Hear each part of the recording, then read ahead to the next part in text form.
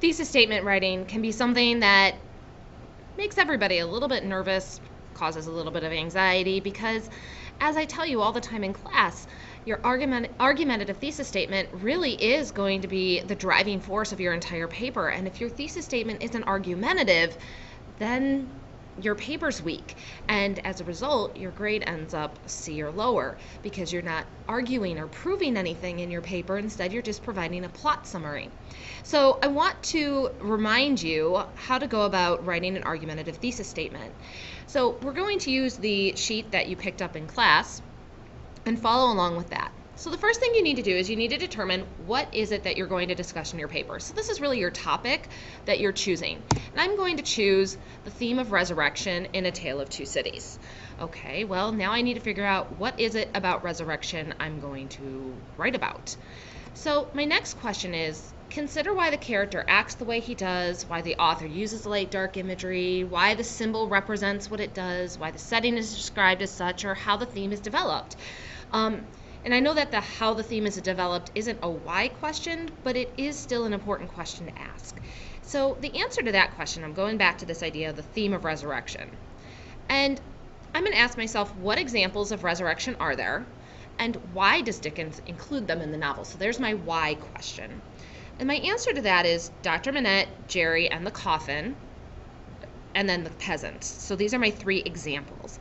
And I'm trying to figure out, well, what do these all have in common? Well, each of them reveals a new dimension to the characters and illustrates the desperation that causes people to transform. Because in each of these cases, there's some form of desperation, and that is what causes this resurrection.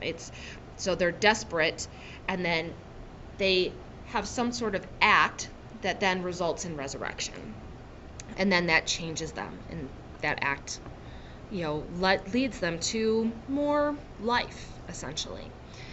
So now I need to consider the effect of all of this, which I've kind of touched on already, is that the resurrections are all kind of liberating these people in some way. So they're going from oppressed to liberated as a result of this resurrection. So I need to ask, well, let's go through it character by character. So the resurrection of Dr. Manette reveals the power of Lucy's compassion and selflessness. Okay, and so because of her compassion and selflessness, that is what in fact resurrects Dr. Manette from this oppressed state. Now Jerry digs up graves. That shows his willingness to do anything to provide for his family. He's willing to go against the law in order to put food on his family's table.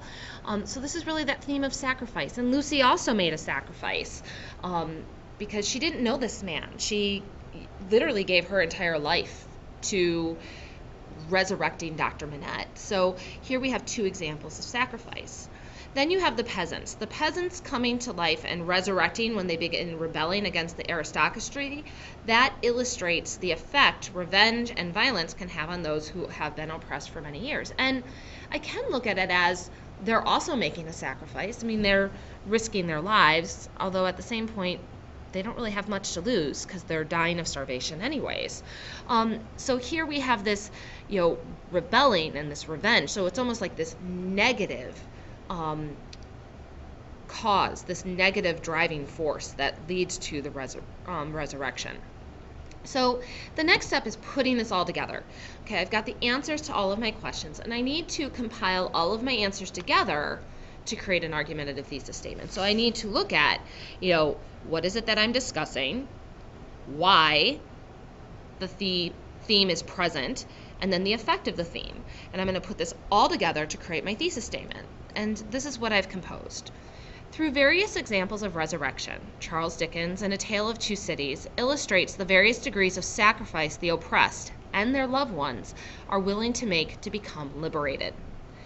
This now allows me to have a paragraph on Dr. Manette and Lucy, and the sacrifice Lucy makes in order to resurrect Dr. Manette.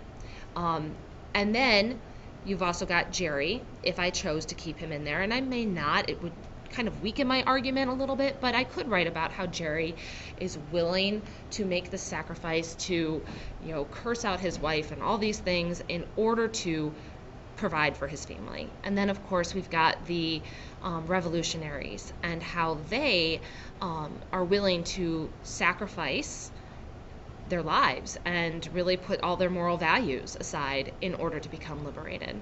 Now, notice that my thesis statement does not list my main points.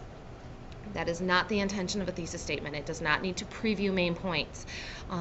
If you feel compelled to preview main points, you can do that elsewhere in your intro paragraph, but it is not necessary in more sophisticated writing.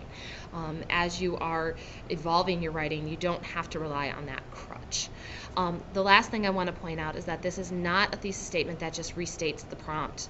It is not just simply, the theme of resurrection appears often in A Tale of Two Cities.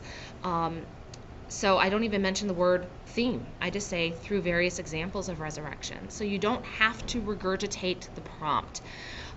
So I hope that this helps. Now go to the worksheet that you picked up and work on creating your thesis statement.